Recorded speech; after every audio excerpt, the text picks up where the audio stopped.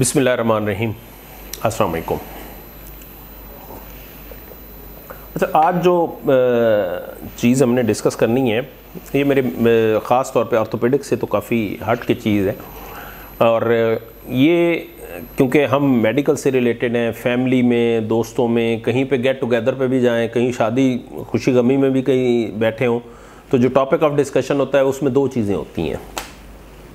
एक तो कुछ पेरेंट्स जो कंसर्न होते हैं अपने बच्चों को लेके कि जी अब उनको क्या करना चाहिए, मैं आपके भांजा भतीजा उसने ये किया हुआ है, अब इसको आगे हमने कैसे वो करना है।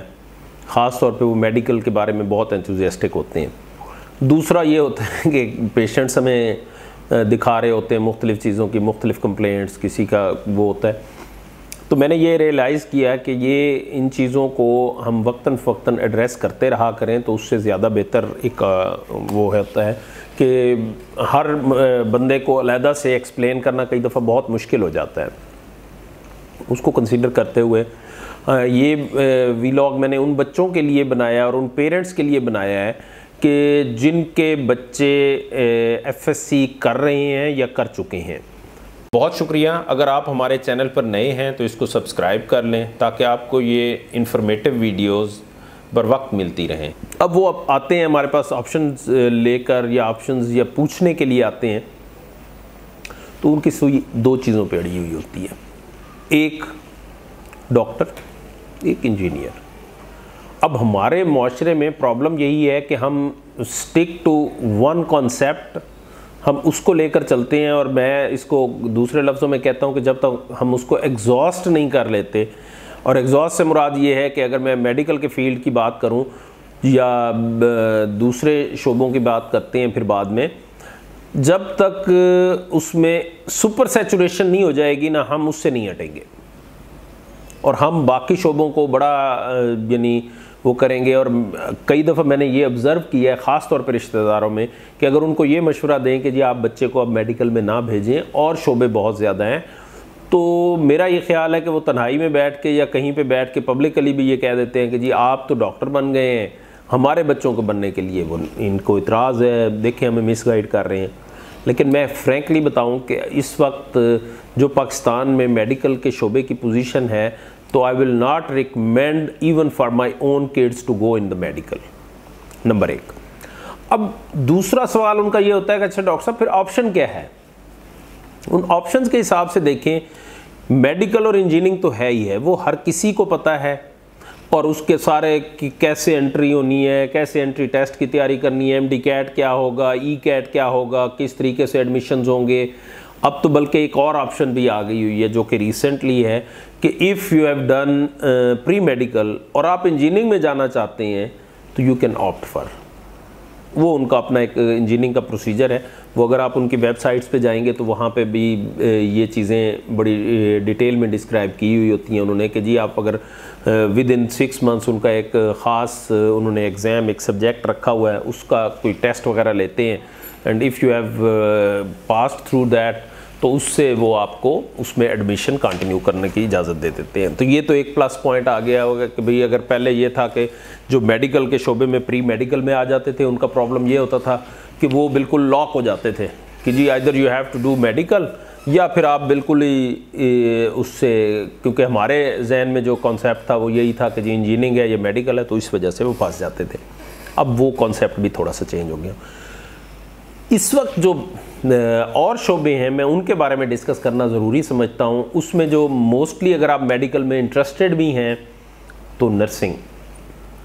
इस वक्त फ्रैंकली स्पीकिंग हमारे पास भी यहाँ पे नर्सिंग कॉलेज है जो कि मेल नर्सिंग कॉलेज भी है फीमेल के लिए, तो ये दोनों के लिए ही एक गाइडेंस का ज़रिया बन सकता है।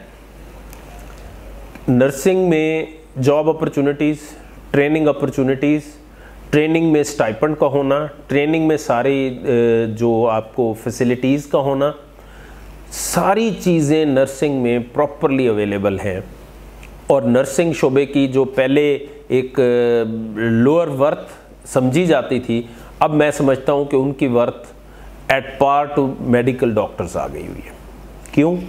डॉक्टर को आप 17वां ग्रेड देते हैं अगर वो पीपीएससी क्लियर करता है, और लेकिन अब वहाँ पे स्लॉट्स कम है, कंपटीशन बढ़ गया हुआ है, सीट टू कंपटीशन रेशो काफ़ी ज़्यादा हो गई हुई है। नर्सिंग में वो अभी कम है। नर्सिंग में अपॉर्चुनिटीज़ बहुत ज़्यादा हैं। डायरेक्ट 16वां ग्रेड दिया जाता है पीपीएससी में, और with in 3 years you will get 17 and you will be gazetted officer. तो मेरा ये ख्याल है कि जो बच्चे, जो रिसेंटली हमने देखा कि जो बच्चे एमबीबीएस में नहीं जा सकते या जा सकती वो बच्चियाँ, वो नर्सिंग में आ जाते हैं।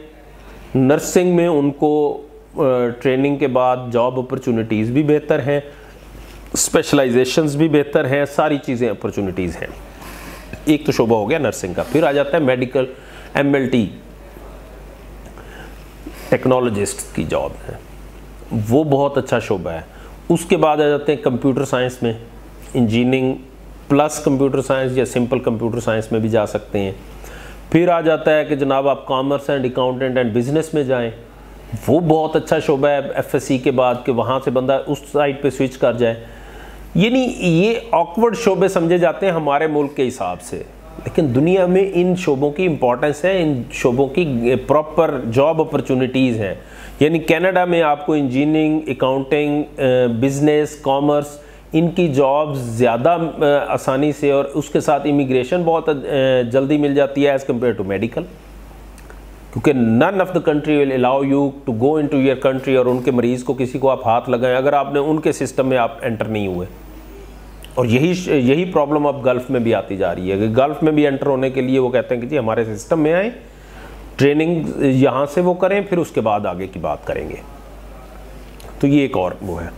फिर लॉ का शोबा है, लॉ भी अब 5 year का हो गया हुआ है। If you are going to get good degree from good institute, तो लॉ की प्रैक्टिस बहुत अच्छी आप उसमें कर सकते हैं। फिर फार्मेसी का शोबा है, फिजियोथेरापी है, वेटनरी साइंसेज हैं और डाइटिशियंस हैं। ये एक चीज़ अपने जहन में क्लियर बना लीजिए कि व्हाट्सोएवर आप जिस भी शोबे में जाना चाहें, जिस भी शोबे में जाएं, चाहे बामर मजबूरी जाएं, चाहे किसी की पुश में जाएं, किसी अपने इंटरेस्ट पे जाएं, जिस भी वजह से जाएं, आपने अपने जहन में एक चीज़ क्लियर करनी है कि जिस शोबे में गए हैं उसकी पीक अचीव करनी है। Identify the peak of that profession. यानी मेरा शोबा है ऑर्थोपेडिक का, तो ये अगर मैंने ऑप्ट किया और मैं इसको कंटिन्यू करना चाहता हूँ, मैं इसमें वो करना चाहता हूँ, फ्रॉम डे 1 मैंने अपने जहन में एक कॉन्सेप्ट बना लिया हुआ था कि मैंने इसकी पीक अचीव करनी है। Not only knowledge wise, not only skill wise, not only job, ये तीनों शोबों को, क्योंकि इसमें प्रोफेसरशिप है, एचओडी आपने बनना है, तो वो आपने अचीव करनी है, और उसके लिए you have to have efforts, वो आपने करनी ही है। किसी भी शोबे में जाएं, आप लॉयर बनने जा रहे हैं तो लॉ में एससी वो, क्योंकि लॉ में भी अब सब स्पेशलिटीज़, कॉर्पोरेट लॉ है, क्रिमिनल लॉ, जिस उसमें भी जाएं उसकी पीक अचीव करें। आप फार्मेसी में जाते हैं, आप उसकी एमफिल, आप उसकी पीएचडी, आप उसकी टीचिंग, आप उसकी फार्मेसी एस्टेब्लिश करना, एंटरप्रेन्योरशिप करना, ये सारी चीज़ें फॉर गॉड सेक। एक चीज़ बहुत इंपॉर्टेंट है जो कि हमारे सिस्टम ऑफ एजुकेशन में नहीं है, जो हमारा निज़ाम तालीम है वो इस चीज़ को एडवोकेट नहीं कर पा रहा प्रॉपरली, वो है कि education for the sake of job. ये दुनिया में कॉन्सेप्ट नहीं है। Please please please, education for the sake of knowledge and skill. Skill is important, knowledge is important. Targeting the job is never been important. If you are skillful, if you are knowledgeful, you can have opportunities in the whole world.